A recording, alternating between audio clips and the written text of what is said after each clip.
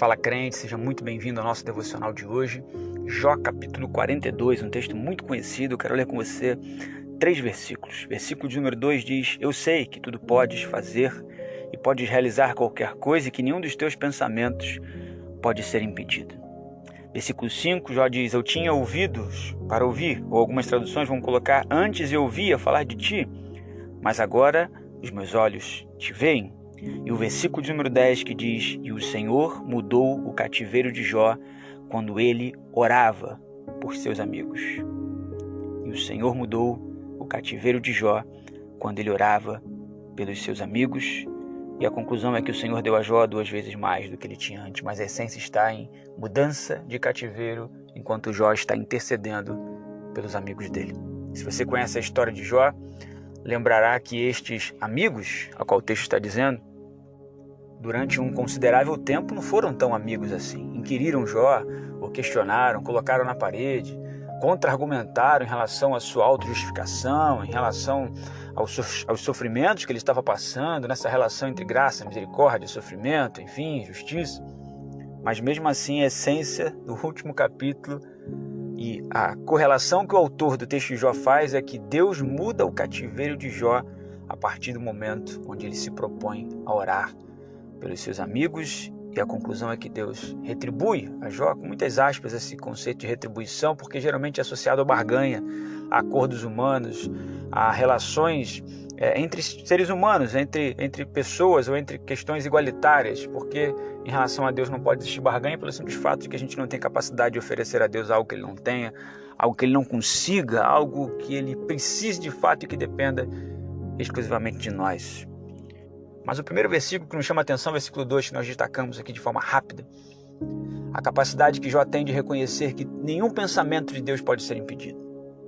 Se nenhum pensamento que Deus projeta, que Deus realiza, pode ser impedido, tudo que acontece na nossa vida então é fruto desse pensamento de Deus. Tem gente que faz esse raciocínio, tem gente que faz essa lógica assim: se nada pode ser impedido daquilo que Deus pensa, e se Deus é soberano, logo vírgula, aquilo que eu estou passando, aquilo que a humanidade está passando, sofrendo, é porque Deus quer, é porque Deus determinou, porque ele não pode ser impedido nos seus pensamentos.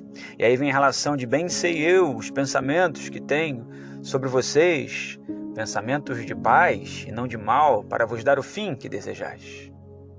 Porém, essa relação do pensar de Deus é uma relação condicional, onde se eu caminhar de acordo com este pensar de Deus, então, obviamente, nada do que ele tem projetado para a minha vida pode ser impedido. Afinal de contas, ele é o Todo-Poderoso. Essa sua relação de soberania, entretanto, contudo, todavia, não afeta a nossa decisão, a nossa escolha em querer caminhar dentro da soberania dele, em querer seguir a vontade dele, que é soberana, que é boa, que é perfeita, que é agradável, ou decidir caminhar com os nossos próprios passos. Obviamente que a fidelidade de Deus não pode estar atrelada, correlacionada à realização dos meus sonhos, independente do que aconteça na minha vida, no dia de hoje, nesta semana, neste ano ainda. Não necessariamente Deus deixa de ser fiel, porque aquilo que eu, e tão somente eu, imaginei para a minha vida, não aconteceu, não foi realizado. A conclusão, esse capítulo 42, Jó só chega nessa conclusão de que Deus pode fazer o que quiser a partir do momento que ele aprende a não justificação. A partir do momento que ele compreende que muitas das vezes o sofrimento não terá explicação plausível, racional alguma na nossa caminhada. Mas ele compreende que Deus continua podendo todas as coisas. Essa conclusão vem depois de aproximadamente 70 perguntas que Deus faz para Jó e ele não consegue responder nenhuma. Onde estavas tu quando eu fundava a terra? É a primeira pergunta básica, simples, do soberano para ele. O versículo de número 5, Jó diz: Eu havia antes apenas ouvido falar de ti, mas agora os meus olhos te contemplam. O contemplar de Jó em relação a Deus não tem uma relação física. Jó não está falando: agora eu estou te vendo, vejo que você tem 2 olhos, uma boca, um nariz. Não. Ele está dizendo: antes eu achava que tinha intimidade contigo, eu achava que te conhecia, até oferecia sacrifícios, caso os meus filhos tivessem de repente, quem sabe, talvez pecado. Mas até o momento da percepção do sofrimento, da passagem da graça, da misericórdia, de me sentir sozinho, isolado, sem ninguém, e aí sim contemplar este seu amor incondicional. E se é incondicional, ele não depende da minha ação inicial, e sim é sempre reativo. A relação humana com o amor de Deus é sempre uma relação de reação. Deus nos amou sendo nós ainda pecadores. Agora então Jó pode bater no peito, não ousadamente, mas bater no peito onde dentro possui um coração contrito e dizer: agora os meus olhos te contemplam, porque agora eu sei quem tu és.